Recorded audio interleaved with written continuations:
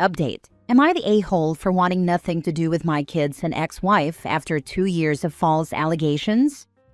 Original post, posted June 29, 2025.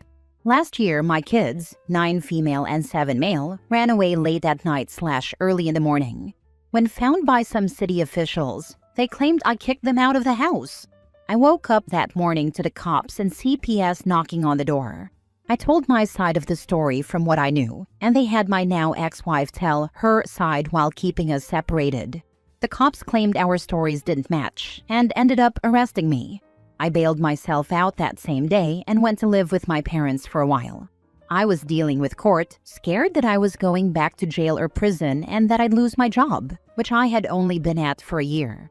A little over a month went by and I got a phone call to have a meeting with a CPS woman in charge of our case. My daughter ended up making more allegations against me that did not make any sense to the CPS people, and when they asked her questions, she was unable to give them answers.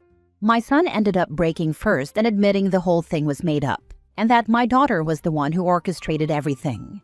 This reveal led to the charges being dropped and my daughter getting counseling and psychiatric help. For a while, I thought things were good. We were on our way to fixing things. I kept trying to get all of us into therapy, both individually and as a family.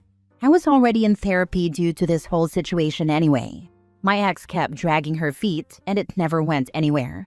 After some other situations, like being displaced due to a natural disaster and me trying to get things packed up in our old apartment, I got told by my ex that she wanted a divorce. So now I was having to rush and try to find a place to live, which I did luckily.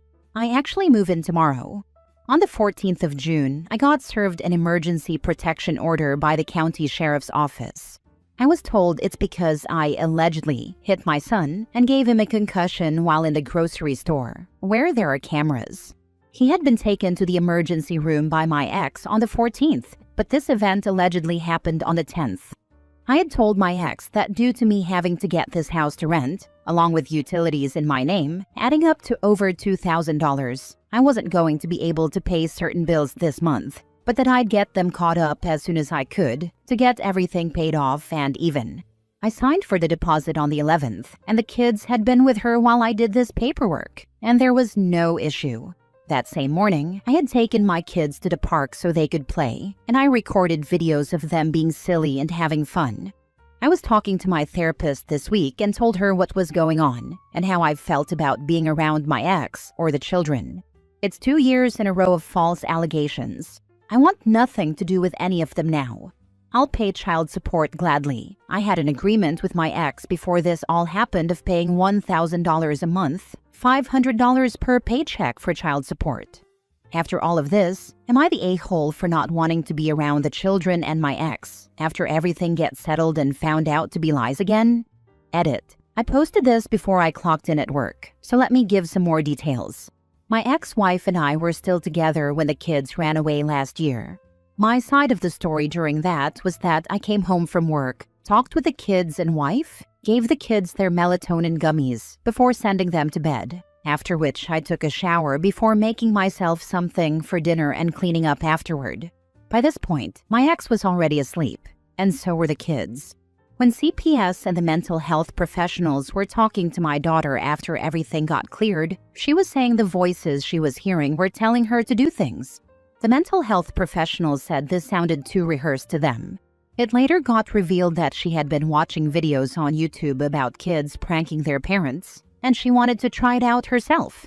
She had access to YouTube due to tablets that my mother-in-law had given the kids for Christmas back in 2023, which I disagreed with but was ignored.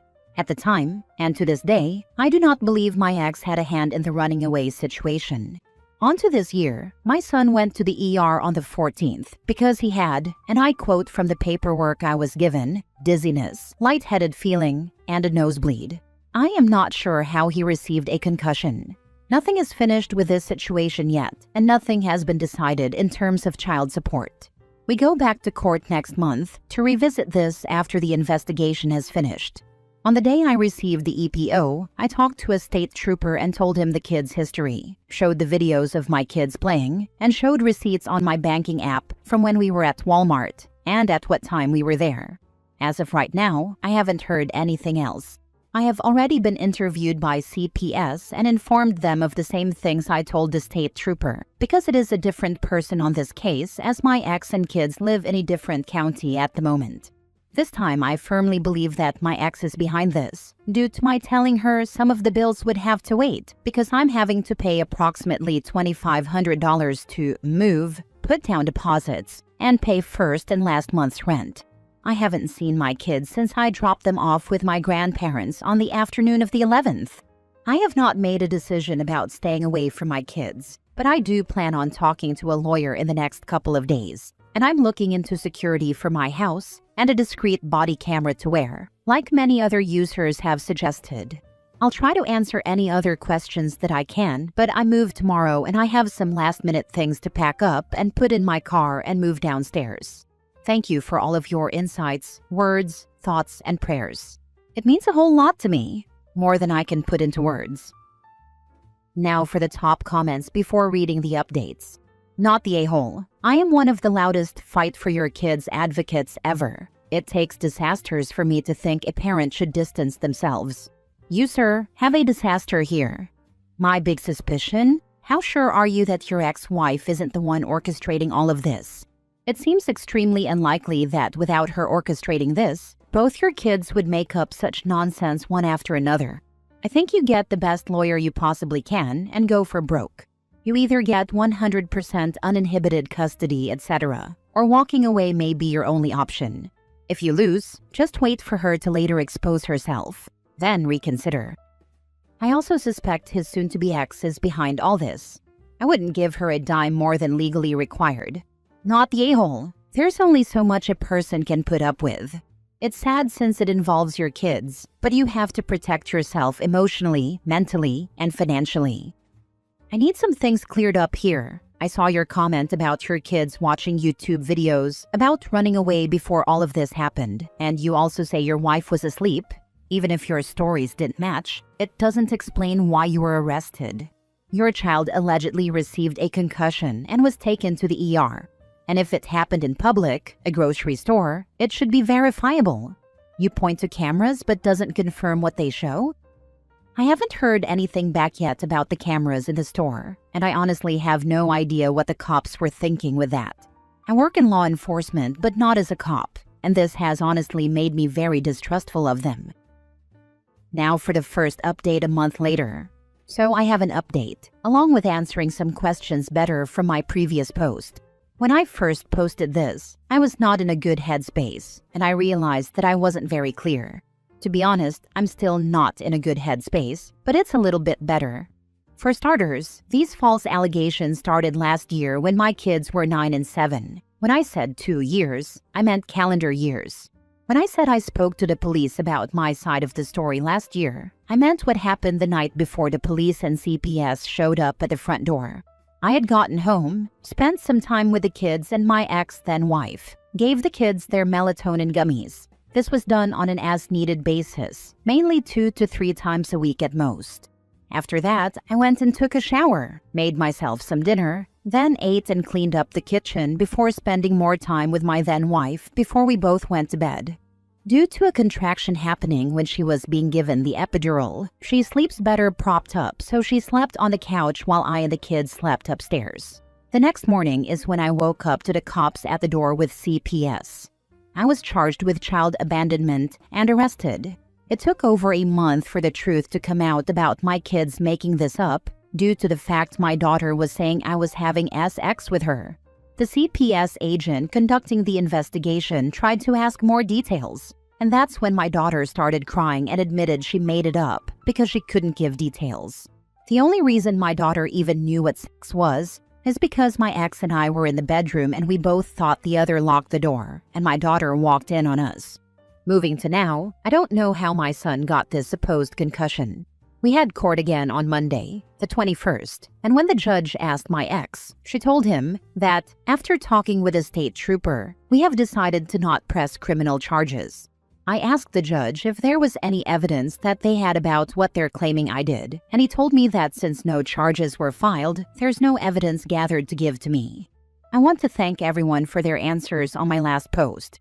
Thinking about those feelings was making me sick to my stomach, and I just needed some perspectives from people who weren't emotionally involved. I thought about this since last month, and I made the decision to tell the judge I want the divorce process and this EPO to be over and done with, and that I just want to be left alone. I'm still questioning if this was the right decision or not. I'm just not sure what else I could do. I work 12-hour days, 5 to 6 days a week. I have no way to take care of the kids, so I can't take them in. Even then, am I supposed to get to the point where the court system says supervised visits aren't needed anymore and just start wearing a body camera around the kids and just be scared all the time? Looking over my shoulder constantly just to make sure that I'm not going to end up in jail again? We have a hearing set up for December to hopefully get everything finalized and finished. I keep thinking about the kids going trick-or-treating in 3 months, going back to school next month, how we won't be decorating Christmas trees together or making cookies for Santa, and I start crying all over again. I'm not sure what else I could have done though that wouldn't have made me a paranoid mess 24/7. This will be the last update until December or January, I guess. Thank you again to everyone saying I wasn't an a-hole for feeling this way. Have a good one, Reddit. Did your ex-wife explain why she wanted a divorce? Her words was that she just isn't in love with me anymore, and we've both become too different. She's religious. I'm not. Both have different views on things that we can't come to an agreement on. After last year, I wanted to get us into therapy and got some recommendations for marriage counselors, and gave her the list and said that I'd be fine with whoever she chose, so long as we worked on it. She never chose anyone and kept making excuses about why every time I asked. Second update a week later. So this is a really small update that I wasn't expecting to make. I had left a voicemail for the CPS agent assigned to the current situation with my son, asking for an update on everything because I haven't heard anything since June. She had to look in her case notes, but everything has been found to be unsubstantiated. I should be getting the official paperwork in a few days to a week in the mail. I'm not sure how to feel about this, honestly. I'm relieved that the truth has come out about these allegations, angry that this has happened to me twice now, happy that this is one step closer to being finished. I want to cry, but I couldn't tell you the specific emotion that's causing it. I'm taking some other Redditors' words to heart and putting in a request to my state police records department to get copies of any and all paperwork, evidence or lack thereof, anything I can get my hands on from them. I'm also getting copies of my son's medical records so I can see exactly what was found back in June. I know a lot of you don't believe this, and I don't care. I have nothing to gain from lying about this. I'll gladly post pictures of the paperwork from CPS when it comes in, with all private information redacted, of course, to protect myself and my children. I know some of the details don't make sense between the OG post and the update, but like I saw one person mention in a Reddit sub, which I love to read posts from and didn't expect my own to end up there. I'm just going into survival mode. I only just got a full-sized fridge 2 days ago. I only have an air mattress for a bed. I'm just tired. I want this over with. I want things to go back to January, when all I had to worry about was the fact I was recovering from a car wreck and couldn't even help take down the Christmas trees and get a new car. I think it's good you're getting those medical records because if he really did have a concussion, it's possible that your ex tried to pin it on you to hide who really did it. And that's something that CPS should actually be looking at. Also, are we exploring the option that someone else may have assaulted the daughter? I think it's actually kind of common for abused children to accuse someone other than the actual abuser. It feels like OP should be pushing for someone to look into the kid's situation, even just getting them a therapist or someone to talk to who is a mandated reporter and can keep an eye out. Now for the last update a month later. So I didn't think I would be back with any sort of update until December, but here I am. For the ones who DM'd me, I also want to say thank you for reaching out. I may not have answered, but I really appreciated reading the messages. After my last update, I tried looking for something to do on my days off work. My first thought was the animal shelter nearby because it's not even a 5-minute drive from my house. Turns out it's closed on my days off. I looked around for neighboring counties, and those were even less helpful. A lot of them required I attend some sort of orientation, but there's no set day of the week for the orientations. I know it would be good for my mental health in the long run, but in the short term, taking a day off from work to attend the orientation, potentially making my paycheck smaller, isn't helpful. So I decided to try dating. I wasn't going into this looking for anything serious. I just wanted to try some casual dates to get out of the house and meet people. That's not what happened. I made a profile on a dating app and kind of just left it alone. One of the pictures I had put on there was of my cat. He's an orange cat presenting as a tuxedo cat. No brain cell whatsoever. I got a message, and this woman was talking about how cute my cat was and how he matched one of hers. We talked about our cats for a while, then things got flirty, and I asked her out on a date. I feel like it went well since she stuck around anyway. We found out that there are so many similarities between what we like and our senses of humor that my friends think I found a female version of myself, which I think is funny because when she meets them, that means they're screwed. After almost a month of us talking and going on the occasional date, I told her I had some things to tell her and then something to ask her. I was upfront with everything that happened last year and this year, showing her the paperwork that I had to show that I was innocent in all of this. After telling her all of this, I asked if she still wanted to stick around, or if she wanted to walk away and not get dragged into any drama that she could get put through just because of us having a relationship. She hugged me, cried for me, which got me to start crying, and told me that she was sorry I had to go through something like that. Once the two of us stopped trying to flood my house from crying, more myself than her, I asked her if she wanted to make things official between us, and she said yes. I was honestly so scared to tell her about what happened with my kids and ex. I was dead certain that once I told any prospective girlfriend this, they would walk away so that their own lives wouldn't get ruined. But she stayed, and I'm so incredibly grateful for that. We agreed to take it slow so that we don't rush into anything too quickly. I can't remember which of my posts it was on, and to be honest, there are too many comments on them all to be able to find them. But a Redditor said that, essentially, they hope I find someone and can actually be happy after all of this drama with my ex-wife and kids. I want to thank them for saying that, because between them speaking it into existence and my cat being, well, him, it seems to have worked.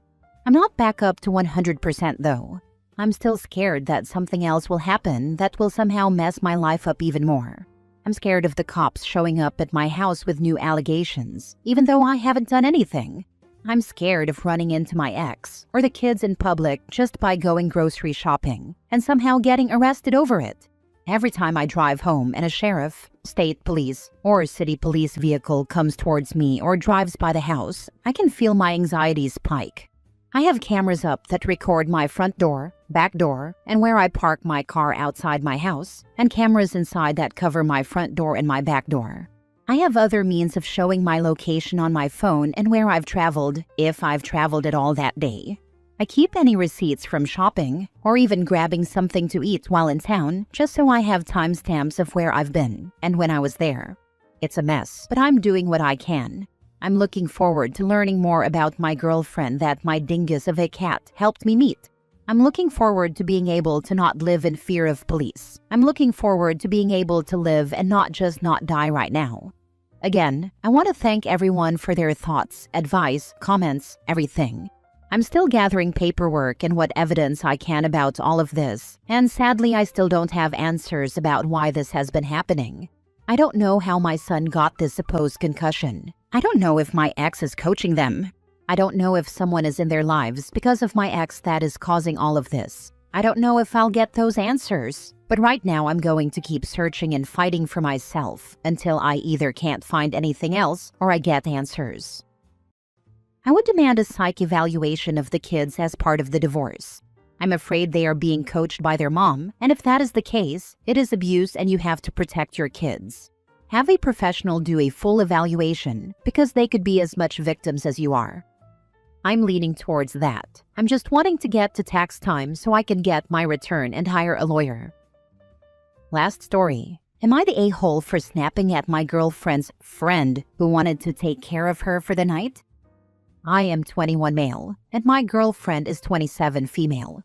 We have been together for 3 years. She says she is a private person and does not want to publicize our relationship much, which I agreed to.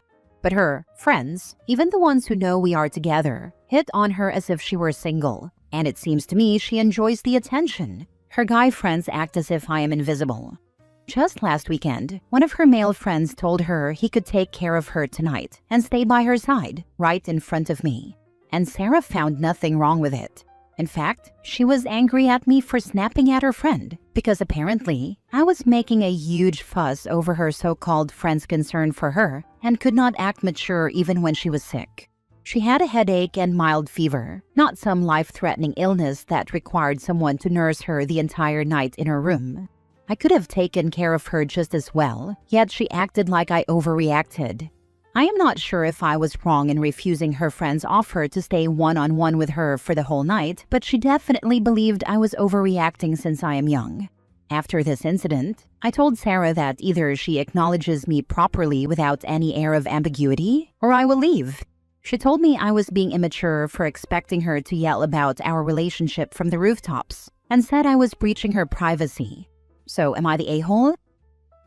Not the a-hole. The baseline minimum in a relationship should be your girlfriend acknowledging you exist.